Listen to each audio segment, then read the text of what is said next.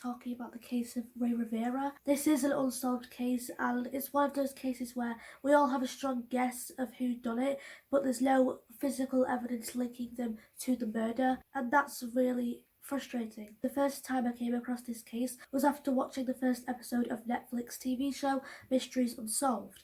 And after this episode was aired, there have been useful tips coming in, so hopefully this case does get solved really quickly. I'm going to give my opinion on what I think happened at the end of this video. I'm going to include some theories. I have found out some new information which you would be very interested in. With all that out of the way, I'm going to get right into it.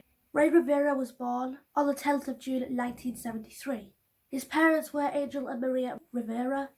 Rey was 6'5", had dark hair, broad shoulders, was a water polo player, and had an interest and a passion for making films. He wanted to be a film director and a writer. Rey was described as a very funny and handsome man. He would light up the room with his smile. He had a supportive family and a supportive wife called Allison. Allison Rey got married in Puerto Rico. This case did occur in Baltimore 2006. Before that, Rey and Allison were living in South California while Rey was working on films and doing screenplays and all of that stuff. However, Rey's passion and interest for making films was not bringing in any money to support him and his wife. So Rey turned to his best friend, Porter Stansberry. Now, Porter Stansberry had been friends with Rey since high school. They were pretty close, and Porter owned his own company in Baltimore called Stansberry Associates. The company's job was to write finance newsletters. Porter always wanted Rey to work with him and his company because they were best friends, but Rey didn't really know a lot about stocks or finance businessing, so he stayed away from that whole thing. But eventually Rey said yes, and so at this point Rey's working in Stansberry Associates, and to work there him and his wife Allison moved to Baltimore and only planned on staying in Baltimore for 24 months. Rey's job was to write finance newsletters, and sadly the last time Rey was seen alive was on the 16th of May 2006. That is the day that Rey went missing. Rey and Allison were married 6 months before Rey's disappearance. Before I go on, let me just say that Rey was not into drugs or alcohol. He was a normal guy, didn't have any history of mental illness, and was completely happy. Rey also wanted a family with Allison. He wanted to be a dad. However, on the 16th of May around 7 AM, Allison woke up because she had a 3-hour drive ahead of her. She was going on a trip for work and she was very tired. Now Rey helped her pack in the morning and said his goodbyes to her. Allison drove off and the day went on as normal. Now Allison finished work around 6:30 in the evening and she planned on staying the night at a hotel. Once she got to the hotel, she called Rey, who didn't pick up, and that was strange for Rey to do that. Around this time, one of Allison's colleagues was staying with Allison and Rey in their house. Now, her name was Claudia, and once Rey didn't answer his phone, Allison called the house guest Claudia, who answered the phone. Now, Allison asked Claudia, "Rey's not answering his phone, do you know what's going on?" Claudia put the phone down, went to search the house for Rey, and she came back to the phone and told Allison that Rey was not in the house, though she had seen him around 6:30 in the evening that same day, answering a phone call. Claudia heard Rey's response to this phone call as, "Oh," as if he was shocked about something, as if it was an emergency. All she heard from this phone call between Rey and the other person was, "Oh." Once Rey said "oh," he left the house in a hurry, running out of his house, got in his car and drove off. The call between Claudia and Allison ended until the next morning when Claudia called Allison back to let her know that Rey's not home. He's still not here. Allison got a bad feeling, ended her work and travelled back to Baltimore. Once she was home, Claudia obviously went back to work. Allison noticed that Rey's Invisaligns, which is like braces, were on the kitchen counter. Allison searched the house. Rey was not in the house. Allison then called Rey's family, who travelled to Baltimore and reported Rey as a missing person. Allison and Rey's family were handing out missing persons posters, trying to find any information on Rey. After looking at Rey's bank account, they noticed that none of Rey's money had been taken out. There had been no movement on used credit cards. Nothing was touched. At this time, Rey's best friend, Porter Stansberry, who is a very powerful businessman, put up a £1,000 reward for any information anyone had on Rey and his whereabouts. Now, bear this in mind. Porter has a lot of power. As I said, he's a big businessman, owns his own company, he's probably rich. £1,000 is not really a lot of money in comparison to the amount of money he has. Aside from the reward money, Porter did end up getting the media involved. Rey was aged 32 at the time of his disappearance. Fast forward 6 days after Rey's disappearance, Alison came home one day after searching for Rey, and her parents got in their car and ended up by themselves going around Baltimore searching for Rey's car, which by the way was a black USV, kind of like a truck. As Alison's parents were driving around, Alison's mum ended up spotting the black car, which was behind a building on St. Paul Street, on top of a parking lot next to the Belvedere Hotel, and Rey's place of work, Stansbury Associates, was also located near this hotel. Rey's truck had a parking ticket on it, and it had been parked the same day that Rey disappeared, which reminder was the 16th of May. Rey's phone was missing from the truck, along with a wedding present that Alison gave him, which was a money clip. Now, Rey had this money clip on him at all times. I've seen pictures of the money clip and it looks quite expensive. To this day, that money clip has not been found. After the car was discovered, search parties were conducted and they searched the area where Rey's truck was found. The next big thing that happened was on the 24th of May, when a person discovered a hole in the roof of the Belvedere Hotel. The hole was quite small, and the hotel was known to be a very high-class, popular place. On the 24th of May, when the hole was discovered, 3 of Rey's co-workers decided to go on top of the parking lot and look over the edge of the parking lot, and they saw what appeared to be a hole, a very small hole, and next to this hole was flip-flops. Later on, the flip-flops were identified as Reys, and it just looked like a black spot on this white lower roof area. I failed to mention that before. The hole was found on the lower roof area. In order to see this hole, you had to be standing on the very top of the Belvedere Hotel or the parking lot in order to see it clearly. At first glance at this hole, you'd think, oh, it was caused by some rain. It's not that big, a person can fit through this. After the 3 men found the hole, they ended up calling the police. Once police arrived to the hotel, they ended up asking the concierge at the time, called Gary, to open up a door to an unused conference room, which was known as the old racquetball club. This conference room is one of those rooms where you don't really look twice at it. No one would even think it even existed. Gary opens up the door to this conference room and he just smells the room and it just stinks. And it is the smell of the decomposing body of Rey. He was found with his legs towards the door. He was dead. Rey's body was badly decomposing, meaning that his body had been there for a while.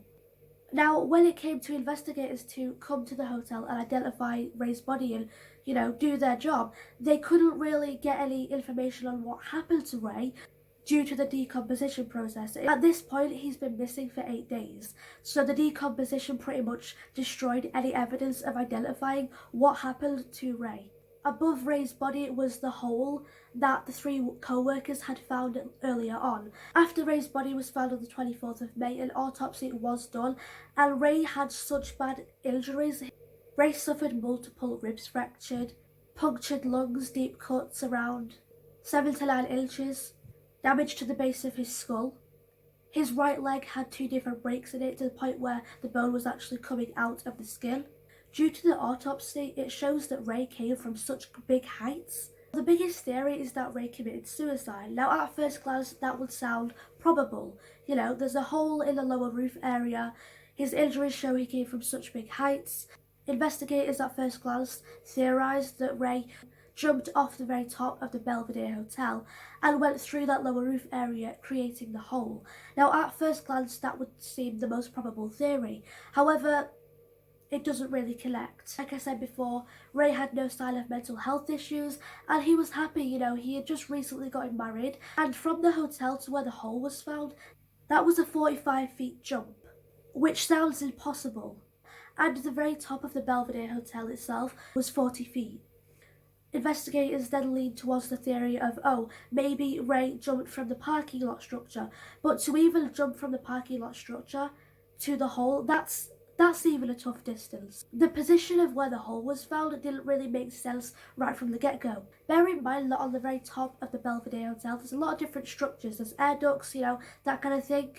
To even attempt a running jump off the very top of the hotel and to land where the hole was is to me impossible. Bear in mind that Rey was wearing flip-flops, okay? You ever tried running in flip-flops? It's impossible. And bear in mind, Rey had a fear of heights. What person who has a fear of heights is going to jump. The next theory in place was that Rey came off the 11th floor ledge of the hotel. This ledge, by the way, it's a ledge, okay? It's very thin. It goes around the whole of the hotel. Now, in order to get onto the very top of the hotel, the roof itself, you had to go through a locked door, you had to go through a stairwell, you had to go through different hallways. It's not something anyone could just casually do. A normal person doesn't just get up to the top of the hotel roof without knowing where they're going. So how Rey even ended up supposedly to the top of this hotel roof, no one knows, because according to staff, according to family members who have even tried getting to the top of the hotel roof, it's impossible. The very top door that leads to the roof, it's usually locked to the public. To investigators, which part of the building Rey came off of, they don't know. Here's where things get weird and make me believe that this was a murder. During the investigation, obviously Rey's flip-flops were found by the whole of the lower roof area, but also Rey's phone was found, along with Rey's glasses that he wore. Now here's the weird part. Aside from one of Rey's flip-flops being broken, Rey's phone, along with his glasses, didn't have a scratch on them. How can that be? Let's just say, hypothetically speaking, that Rey did jump from the hotel roof and went through the ceiling of the lower roof area. How is it that Rey's phone and glasses be untouched, not even a scratch on them? In the Netflix episode, one of the leading detectives on the case came forward and said it's weird how the glasses and the phone was not a scratch on it, untouched. This investigator went on to say that he feels like items were purposely put there, like it was staged. Which I also believe. Rey's body was brutal, yet his phone and glasses are just in perfect condition. Is that not suspicious? That's when a sense of foul play was involved in the case. People started suspecting that maybe this was a murder. Let's say that Rey was pushed or he fell off the top of the hotel roof, whatever the case may be. If a guy is falling from the sky, bear in mind this hotel is huge, lots of windows, there's a restaurant downstairs. Bear in mind that the time that Rey died was at night, it was getting dark. You would think that if Rey came falling from the sky, someone in the hotel would have seen or heard something. No one came forward, no one said anything, no one's heard anything, not a thing. Though, like I said before, Rey's death did happen at night, so maybe that's the reason why people didn't spot him or hear anything. Also, Rey had not been stabbed or shot. There was no signs of beating or strangulation on Rey. Police just ruled this case as suicide. However, the medical examiner at the time said that Rey's cause of death was undetermined. What was not consistent with Rey's fall was how his shillers were broken. The way his shillers were broken didn't really connect with the theory of him falling. Now, going back to the time where Rey was missing, Allison went scoping through her house trying to find any kind of clue to where Rey was, and behind the computer in their home she found a note. Now, in most cases, suicide victims will leave a note. They don't want to leave their family in the dark, and it was typed up in black ink and it was shrunken down. It was stuck to the wall with sellotape. On this note, it had a bunch of actors, films that Rey was interested in, random thoughts of Rey. It was normal for Rey to write down his thoughts. That's something that he did. So, at first glance, Allison was not really shocked by this letter. I mean, it was strange, but she was more weirded out of how it was formed. For example, Rey wrote down a bunch of people he knew just in one paragraph, and then movie star names and films that he liked, but they were all compiled in sections. Allison then gave the note to investigators, who looked at it as a very odd note, who then proceeded to give it to the FBI. The FBI sent the note back and said that it's not a suicide note. I think that there is some kind of clue to what happened to Rey within that note, but I haven't found a clear image online of the full note that you could see and read, so apologies for that. The note itself is very weird, and Allison took the first sentence of the letter, which quote was, "Whom virtues unite, death will not separate," end quote. Allison took that first sentence and searched it into Google, and the first thing that came up was the Freemasons. It's like a secret society, and Rey was interested in that stuff. Within hours of Rey's body being found, Porter Stansberry, Rey's best friend, put a gag order on all of his employees and they were not allowed to legally speak on Rey's case. That meant that for any investigators looking to get any information on Rey and the people that worked with him at Stansbury Associates, they couldn't, because the people of Stansbury Associates, the employees, could not legally speak because they had a gag order on them, which was put on them by Porter. He has denied phone calls. Porter even denied being on the Netflix episode. He didn't even give a statement or be involved in Rey's case after Rey's body was found, which to the normal person, that's suspicious. You know, he's your best friend and you have no comment, you don't want to say anything. Now, going back to the day Rey disappeared, on the 16th of May, a phone call was made to Rey, and remember the house guest Claudia heard this phone call and Rey responding, "Oh," like something serious, there's an emergency, and then him rushing out of the house. This phone call was eventually tracked back to Stansbury Associates. The phone call was made by someone who worked there. However, police did not find out who the phone call was made by. The phone call was short, and again, once Rey's body was found, Porter Stansbury lawyered up. He got more lawyers involved. Here's some information on Porter. Now, aside from being Rey's best friend, Porter in 2007 was actually sued by the SEC and fined $1.5 million for security fraud. Bear in mind that's 1 year after Rey's death. According to Allison, 2 weeks before Rey disappeared, there was clearly something worrying him, but he didn't say what it was. Allison didn't really think much of it at first until on Monday the 15th of May, the day before Rey disappeared, during the night a house alarm went off, and that thing had never gone off. It went off at night at 1 a.m. Allison left her room to go and see what's going on, why is the alarm going off, and she was met with Rey, who was holding a big baseball bat. He looked scared. Baltimore police came to the house and said that it was probably a squirrel, no worries, everything's fine. However, the next day, 16th of May, the day Rey disappears, the house alarm once again goes off during the night, and it turns out that one of the windows at the side of the house had been tampered with. Someone was trying to break into the house. Now, after the episode aired, strangely enough, Porter came forward to the public and stated that before Rey's death and disappearance, him and Allison were in arguments, and they were in therapy together, and Rey supposedly had psychological issues. Rey didn't drink, he didn't do drugs, he was not on any medication, he did not have any mental health issues. So that, to me, that statement that Porter made, to me, that's BS. Before his disappearance, he had been married 6 months. He wanted a family of his own. He wanted to be a dad. He was happy. There was no signs of any mental illness, which usually happens. Since this episode aired, thousands of useful tips have come in, which will hopefully help solve this case. If there's any updates on this case, I will make a video on it. Allison thinks that Rey found some suspicious information on Stansbury Associates and ended up getting killed for it. Whereas some people believe that Rey was forced off the top of the Belvedere Hotel and had a gun to his head. Now, weirdly enough, on the day that Rey supposedly jumped from the hotel, the security camera, which was located on the top roof of the hotel, was disconnected. It was not working, and there is no actual footage of Rey going into the Belvedere Hotel. How suspicious. On the night that Rey was supposedly pushed or jumped off the hotel, the cameras just don't seem to be working. One of the newer, bigger theories is that Rey's body was dropped from a helicopter. To me, that would kind of make sense on the placement of where the hole was, but a helicopter would not come that far down to drop a body in a hotel. Not to mention that people in the hotel would have heard or seen a helicopter. But bear in mind, Rey did die at night, supposedly, so I don't know how clear the helicopter would have been at night. Obviously, you would have seen some flashing lights. I'm kind of on the fence with that theory, though investigators are not ruling this theory out. And the biggest question within that theory is, why a hotel? Why drop Rey's body in a hotel? Rey's body had clearly not been found for a while. His body was in an unused conference room that you wouldn't even think existed. It just seems like a staged suicide, but it was actually murder. That's what I believe happened. I'll go into my theory later on, but the conference room is the part that gets me, and the fact that his glasses and phone are untouched.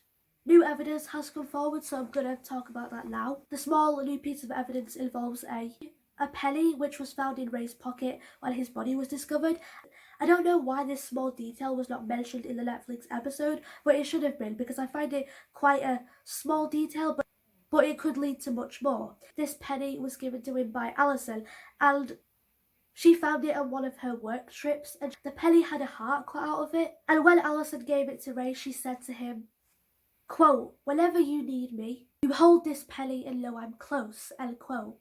Now, Ray always kept this penny in a little small bowl on his bedroom dresser, but for some reason it was found in Ray's pocket. On the 16th of May, of all days that Ray decides to take the penny with him for some reason, he decides, yeah, 16th of May, that's the day I'm going to take this penny with me. It's like a little minor detail, but it's weird. The question is why?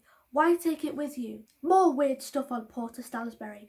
After the Netflix episode was aired, there was still a lot of unanswered questions, and fans of Mysteries Unsolved ended up going to Porter Stansberry's Twitter, like his company, and sent him messages like, "Do you know anything on Ray? Can you give us any answers?"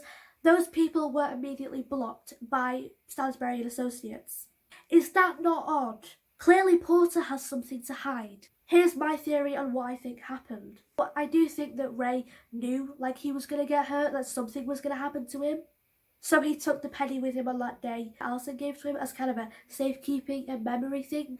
Or just a comfort thing, I'm not sure the reasons why, but he took it with him. I think that Ray found out some shady stuff on Stansberry and Associates, and he was murdered.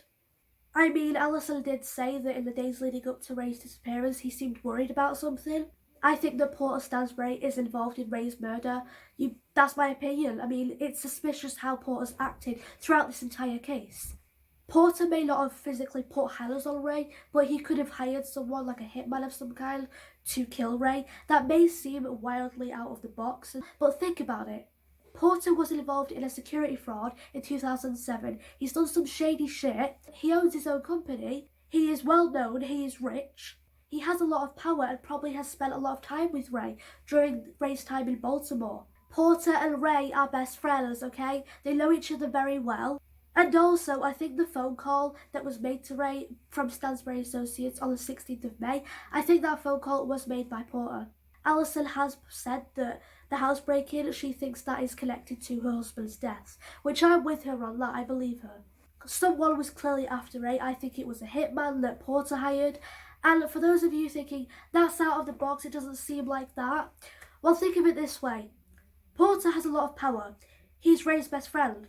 Has a lot of money. How suspicious would it look if a large sum of money to pay a hitman with just disappeared during Ray's disappearance or the time of his death? How suspicious would that look on Porter's part?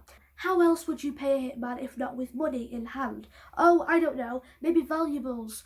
Think of it. What valuable item throughout this entire case has still not been found? What item looks very valuable? Any guesses? Oh yeah, the money clip. Remember, the money clip has not been found. It looks very expensive. I do think that Porter hired a hitman to kill Ray to protect the secrets of his own company.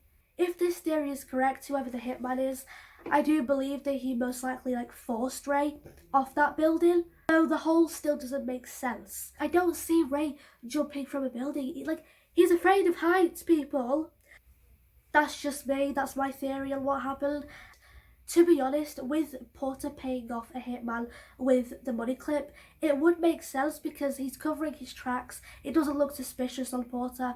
And not to mention that this way, there's no physical ties linking him to Ray's murder. It doesn't take a mathematician to smell the bullshit in this case. Porter, you're a suspicious dude.